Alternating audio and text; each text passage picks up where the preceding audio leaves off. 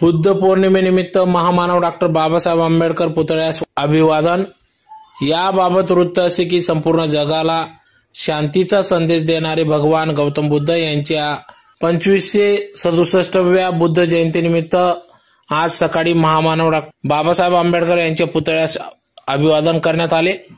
यावेळी बुद्ध वंदना घेऊन भगवान गौतम बुद्ध यांचा जयघोष करण्यात आला। तर यावेळी या प्रसंगी हरिश्चंद्र लोंढे, बाबा आतेकर, doctor Shrikrishna Bedse, Ahire sir, LR. राव, रत्नशील सोनवणे, आनंद शिंदे, डोडरे सर आदी सर्व पदाधिकारी, भीम अनुयायी या ठिकाणी मोठ्या संख्येने उपस्थित होते।